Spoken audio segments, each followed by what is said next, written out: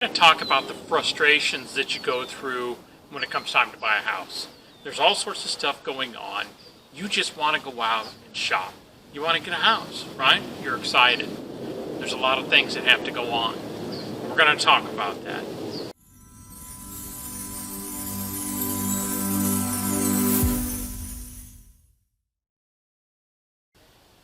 We're going to talk about the frustrations that happen when you're getting ready to buy a home. I did this cute little intro video. Check it out. It's about somebody that's going through and they're looking at different homes. And every time they seem to find the right home, all of a sudden it's pending real quick. And then the next thing, it's sold. And that home's gone. It gets frustrating. The frustration is real when it comes to buying a home, getting everything ready. There's things that you have to do, right? You have to get the pre-qualification done, which means you've got to give us the lending information that's required. W-2s, pay stubs, bank statements, things like that. It's simple stuff. For some people it takes longer than others to get it done, but it's something that really should be able to be done in a short amount of time, probably 2-3 days. I've seen people take up to 2 weeks. If you're serious about getting out and buying a house and you seriously want to go out and start looking at some, that pre-qualification is the first thing you have to get done. So get that documentation in and get that letter that says, hey, I'm ready to buy. Because really, you can't make an offer to a seller without that letter. So the frustrations that come up along the line, or maybe you had a price expectation up here, and the reality is that you're going to get pre-qualified a little bit lower than that. That's okay. It is what it is, right? You want to make sure that you're spending within your budget. You don't want problems. So if you have to spend a little less, there could be frustration involved with you have to look at a little different area, or you have to look at a little smaller house than what you wanted. That's okay. What's important is to take this first step and get you into the home, right? After being a first-time home buyer, you're going to sell a house and you're going to have equity. And that puts you in a stronger position when it comes out to buy. It puts you in a stronger position for lending, more down. The other frustration with going in and buying a house, usually as a first-time home buyer, you need somebody to give you some assistance, right? The seller will help you on many occasions get the loan, pay the closing costs. They can't pay the down payment, but closing costs they can help you with. Sometimes you might see a house for sale for $300,000, and it's got a little room there for growth, appraisal wise, and you need, let's say, $5,000-$10,000 towards closing costs back. You bump up the price of that house. It's called price stacking. You're stacking the price of your offer to go in and ask for the seller to give you that same amount back. So let's say $300,000, you offer $310,000, you say I need $10,000 back. It's a good way to get a seller to help you with the closing costs of getting into the house. Now, the frustration comes when we're in a seller's market like we are now, where buyers are just going in and going after everything because the inventory is so low. So there's frustration in the sense that you need a seller to give you money, but the seller has all these other buyers coming onto the market, offering them what they want for the house and not asking for anything. That's your competition. Yes, it's frustrating, but you just have to accept it. That's the way the market is, and the market goes through these phases. Right now, we're definitely in a seller's market. As I'm talking to you right here in this video, we're at March 4th, 2020. Just in case we're watching it later and you're going, it's a buyer's market now, dude. It's a seller's market right now today. So when you're a first-time home buyer and you're looking for contributions from the seller, you have to look at houses that have probably been on the market 30 days or longer. And I've had people say, yeah, but people don't want those houses. That's why they're sitting there. Well, there's two reasons they're sitting there.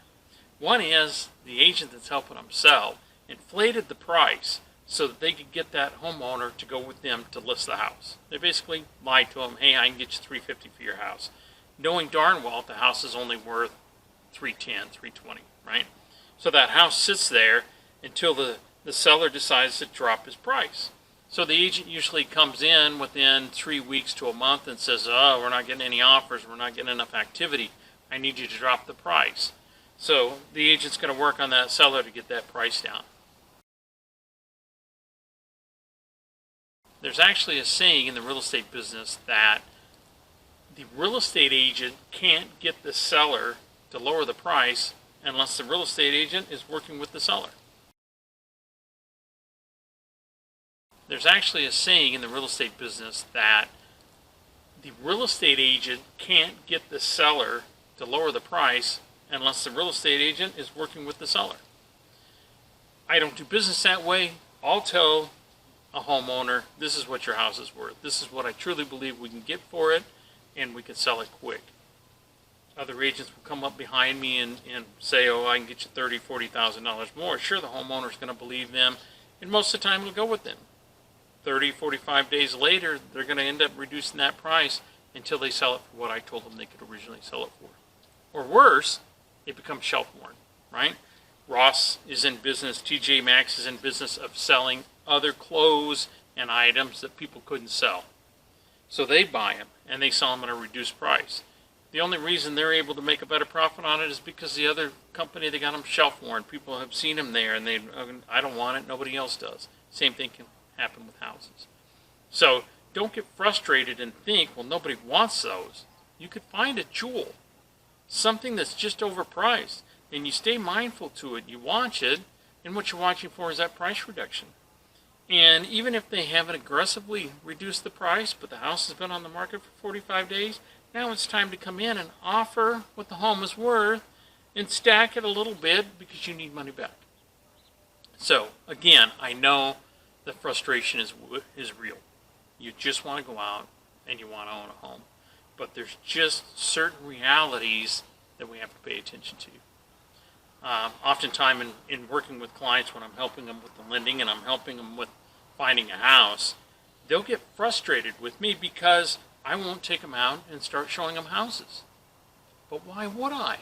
They haven't qualified for the loan yet. They don't know how much they can spend.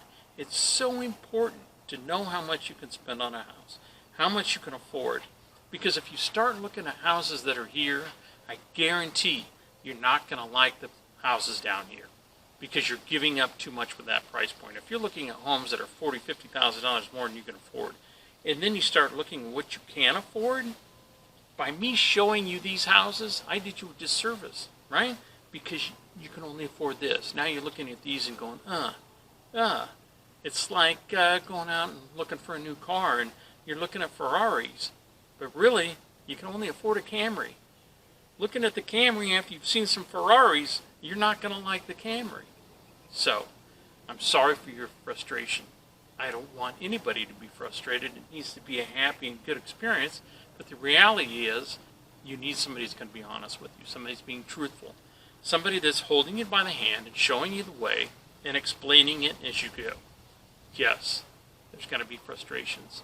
What I do is try and minimize those by giving you reasons for why you're seeing what you're seeing.